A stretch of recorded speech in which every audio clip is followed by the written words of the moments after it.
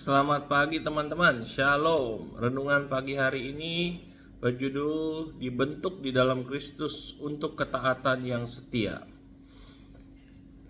Renungan ini terinspirasi dari pengajaran pendeta atau Reverend Dr. Edmund Chan ya, Singapura, Covenant Evangelical Free Church. Ayat kunci kita pagi hari ini dari Lukas 9 ayat 23. Setiap orang yang mau mengikut aku, ia harus menyangkal dirinya, memikul salibnya setiap hari dan mengikut aku. Dan dari Galatia 4 ayat 19. Anak-anakku, karena aku menderita sakit bersalin lagi, sampai rupa Kristus menjadi nyata di dalam kamu. Kekristenan bukan sekadar sistem kepercayaan yang diterima, melainkan hidup yang dijalani di bawah ketuhanan Yesus Kristus. Pendeta Edmund Chan sering menekankan bahwa tujuan hidup Kristen bukanlah keberhasilan, pengaruh, atau bahkan efektivitas pelayanan, melainkan keserupaan dengan Kristus. Pemuridan berbicara tentang pembentukan sebelum pelayanan, being before doing. Banyak orang Kristen menyamakan aktivitas dengan kedewasaan rohani. Kita bisa melayani dengan setia, rajin ke gereja, dan memiliki pengetahuan Alkitab yang baik.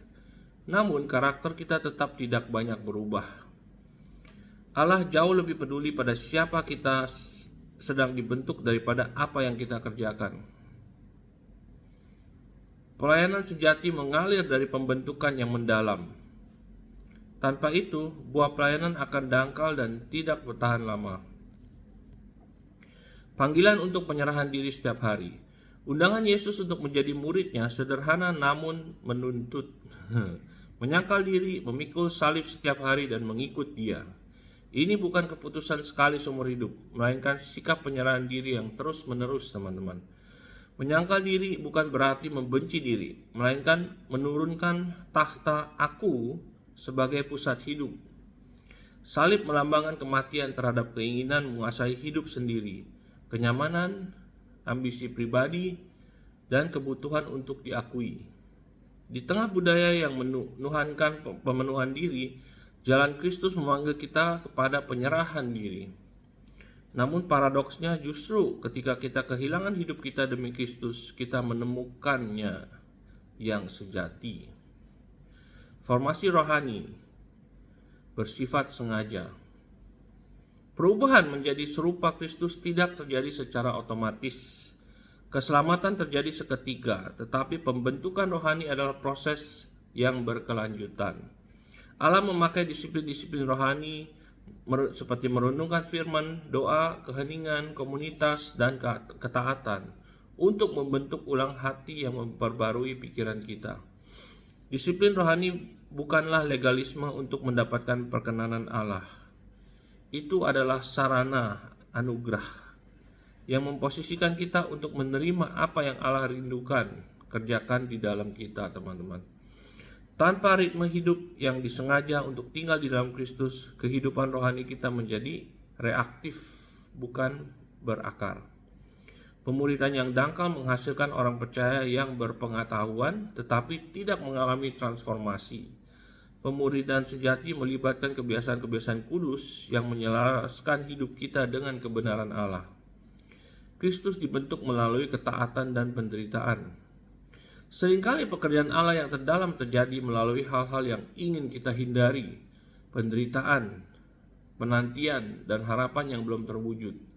Namun Alkitab mengingatkan bahwa penderitaan menghasilkan ketekunan, karakter, dan pengharapan. Roma 5 ayat 3-4 ya. Allah tidak memakai penderitaan untuk menghukum kita, melainkan untuk memurnikan dan mendewasakan kita. Ketaatan dalam perkara-perkara kecil dan tersembunyi adalah alat utama Allah untuk membentuk karakter Kristus dalam diri kita. Kesetiaan saat tidak ada yang melihat menyingkapkan kondisi hati kita yang sesungguhnya. Pemuridan diuji bukan dalam momen-momen rohani yang emosional, melainkan dalam ketaatan sehari-hari yang konsisten. Komunitas dan akuntabilitas. Kristus tidak pernah merancang pemuridan sebagai perjalanan yang dijalani sendirian. Pembentukan rohani paling efektif terjadi di dalam komunitas Kristen yang sejati. di mana kita saling meneguhkan, menegur, dan berjalan bersama dalam kasih dan kebenaran. Akuntabilitas bukanlah pengendalian, melainkan kepedulian. Menolong satu sama lain untuk tetap setia kepada Kristus. Pertumbuhan rohani akan terhambat ketika kesombongan menggantikan ketergantungan kepada Allah dan kepada sesama. Tujuan akhir, hidup yang memancarkan Kristus. Tujuan utama pemuritan adalah agar Kristus nyata di dalam kita.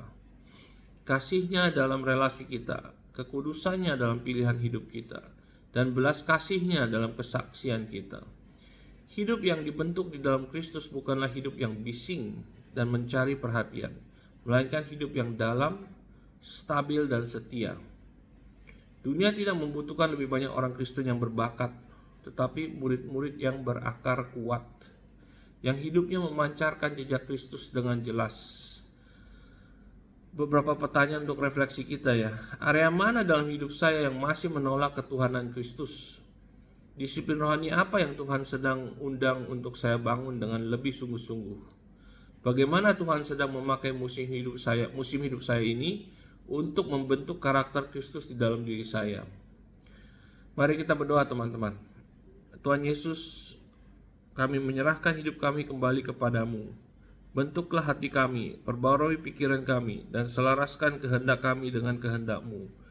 Ajarlah kami hidup dalam ketaatan, kerendahan hati, dan ketekunan. Biarlah Kristus semakin nyata di dalam kami, demi kemuliaan nama-Mu. Amin. Mari kita berdeklarasi bersama ya. Oleh anugerah Allah, aku memilih jalan salib.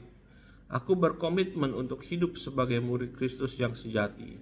Kristus sedang dibentuk di dalam aku, dan hidupku akan memuliakan Dia. Amin. Ya, oke, guys. Have a great Tuesday. Be blessed. See you again tomorrow. Bye-bye.